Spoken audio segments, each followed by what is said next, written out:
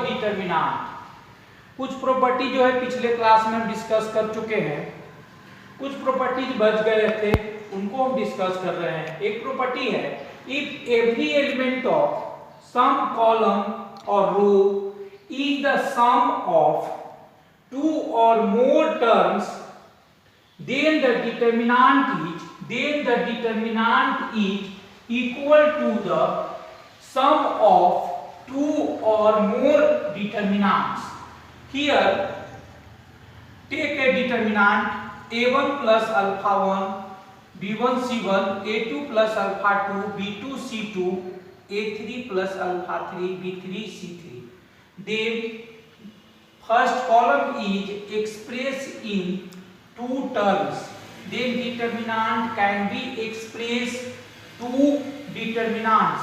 Here two determinants for a1 b1 c1 a2 b2 c2 a3 b3 c3 और plus second determinant 3 by 3 order alpha 1 b1 c1 alpha 2 b2 c2 and alpha 3 b3 c3.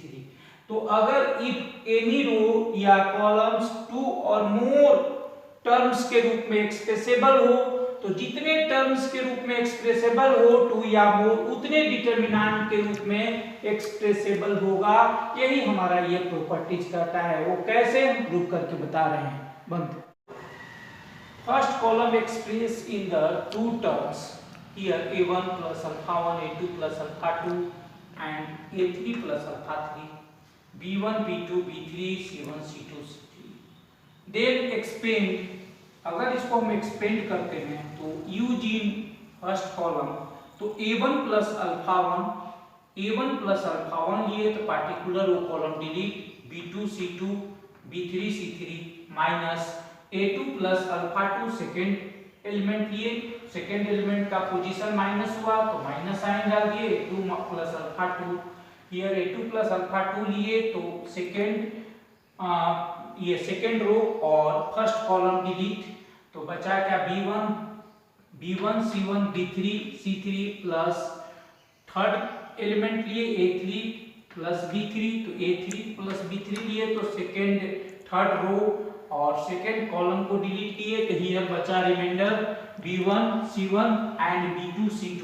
इसको अलग अलग elements के लिए a1 a2 a3 के लिए अलग determinant express कर दिए। Here a1 into b2 c2 b3 c3 minus a2 into b1 c1 b3 c3 plus a3 b1 c1 b2 c2 plus alpha 1 और अल्फा 2 अल्फा 3 के लिए अलग एक्सप्रेस कर दिए डिटरमिनेंट को।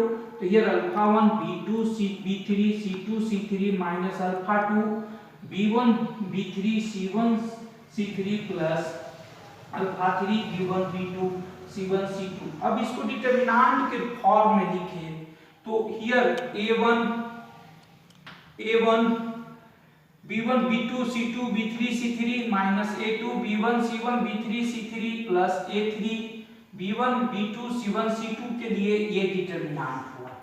और second alpha 1 b2 c2 b3 c3 minus alpha 2 b1 c1 and b3 c3 plus alpha 3 b1 c1 b2 c2 के लिए ये डिटरमिनेंट हुआ।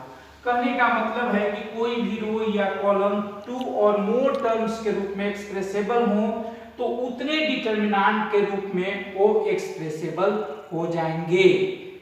Next property, the value of a determinant does not change when any row or column is multiplied by a number or an expression and is then added to या subtracted from any other row or column।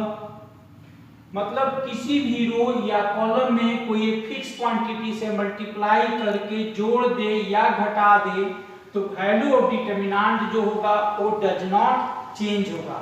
Next, here it should be noted that if the row और column which is changed is multiplied by a number, then determinant will be divided by that number.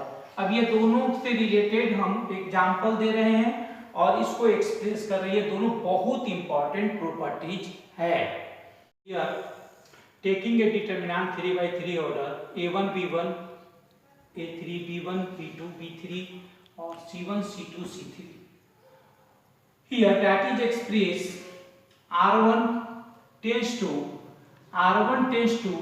r1 plus r1 tends to r1 plus m r2, yes c1 tends to c1 plus c1 tends to c1 plus m c2 के रूप में ये determinant एक्सप्रेसेबल है। तो कह रहा है कि ये डिटरमिनेंट का वैल्यू और ये डिटरमिनेंट का वैल्यू दोनों सेम होंगे।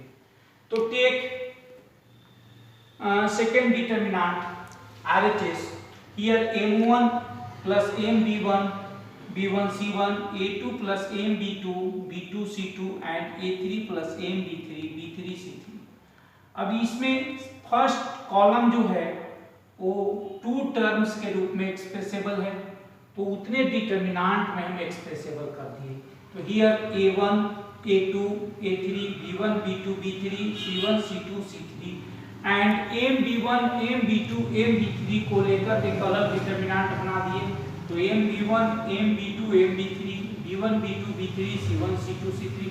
क्योंकि हम लोग पिछले प्रॉपर्टी में पढ़े हैं कि कोई भी रो या कॉलम्स टू और मोर टर्म्स के रूप में एक्सप्रेसेबल हो तो उतने वो डिटरमिनेंट के रूप में एक्सप्रेसेबल हो जाएगा। तो ये टू टर्म्स के रूप में फर्स्ट कॉलम एक्सप्रेसेबल है, तो टू डिटरमिनेंट्स के रूप में ये एक्सप्रेसेबल हो गया। अब इसमें m सेकेंड डिटरमिनेंट से m कॉमन निकालिए। तो m जब कॉमन निकाले तो b1 b2 b3 और b1 b2 b3 ये टर्म दोनों आइडेंटिकल हो गया। तो कोई भी रो या कॉलम दो आइडेंटिकल हो जाएंगे तो डिटरमिनेंट का वैल्यू जो है वो 0 हो जाएगा। तो इस डिटरमिनेंट का वैल्यू जो है 0 हो गया। तो रिमाइंडर जो है सिर्फ only one determinant a1 b1 c1 a2 b2 c2 और a3 b3 c3 बचा। तो कोई भी डिटरमिनेंट में किसी भी रो में या कॉलम में कोई फिक्स क्वांटिटी से मल्टीप्लाई करके एडिशन या सब्ट्रैक्शन करा दें तो उसके वैल्यू जो है डिटरमिनेंट का वो चेंज नहीं होगा। ये हमारा प्रॉपर्टी करता है। ठीक है, okay. Let delta equal to 3/3 order एक डिटरमिनेंट टेक किए जिसके first row 1 2 3 and second row 2 3 4 2 0 5 elements है। इसको एक्सपेंड किए तो -7 इसका वैल्यू आएगा। हम कोई भी रो या कॉलम को टेक करके एक्सपेंड करेंगे तो इसका वैल्यू -7 होगा। अब रही बात की प्रॉपर्टी यूज करके देखते हैं। तो डेल्टा इक्वल टू हम डिटरमिनेंट्स को लिख लिए 1 2 3 2 3 4 2 0 5 r1 tends to r1 plus 2 r3 की। तो here r1 tends to r1 plus 2 r3 जब किए तो हियर r1 1 2 3 था, r3 हमारा 2 0 5 है। तो इसमें हम 2 से मल्टीप्लाई करके इसके कॉरस्पॉन्डिंग r1 के एलिमेंट से ऐड किए तो हियर 2 × 2 4 + 1 5 हुआ एंड 0 × 2 0 हुआ प्लस 2 आपका 2 हुआ एंड 5 × 2 तो हियर 10 और प्लस 3 13 हुआ। तो देखिए इसको फिर 5 2 और 13 को फर्स्ट रो को लेकर इस डिटरमिनेंट को एक्सपेंड किए। तो एक्सपेंड करने के बाद भी वैल्यू देखिए हमारा है 5 × 15 - 10 - 2 10 - 8 प्लस 19 0 - 6। तो जब एक्सपेंड किए 75 - 4 - 78 - 7 आया। तो मींस किसी भी रो को किसी रो में मल्टीप्लाई करके या एडिशन या सब्ट्रैक्शन कराएं तो वैल्यू जो है डिटरमिनेंट का वो चेंज नहीं होगा, वैल्यू हमारा सेम आएगा। हम प्रॉपर्टी यूज करके वैल्यू निकाले और जनरल ऐसे वैल्यू निकाले, दोनों देख रहे हैं बोथ आर सेम आ रहा है। तो हमारा प्रॉपर्टी जो है वो ट्रू हुआ। Okay, here a1 b1 c1 a2 b2 c2 a3 b3 c3 में हम ऑपरेशन जो है वो इस तरह से किए, C1 tense to MC1 plus C2। तो हियर अगर फर्स्ट में मल्टीप्लाई करके और एडिशन या सब्ट्रैक्शन कॉरस्पॉन्डिंग रो या कॉलम को करेंगे तो here 1 by m determinant ma1 plus b1 b1 c1 and ma2 plus b2 b2 c2 and ma3 plus b3 b3 c3। अब ये RHS को हम लिख लिए, RHS इक्वल टू इतना। तो RHS इक्वल टू जब लिख लिए तो इसमें सेकेंड फर्स्ट कॉलम जो है वो 2 टर्म्स के रूप में एक्सप्रेसेबल है, तो उतने डिटर्मिनेंट्स में हम एक्सप्रेस कर दिए। तो here 1 by m ma1 b1 c1 and ma2 b2 c2 ma3 b3 c3 plus 1 by m here b1 b2 b3 and b1 b2 b3 c1 c2 c3। इसमें b1 b2 b3 मतलब c1 और c2 दोनों identical हैं, तो इस determinant का value जो है वो 0 हो जाएगा। तो रिमाइंडर हमारे पास बचा 1 बाई m ma1 ma2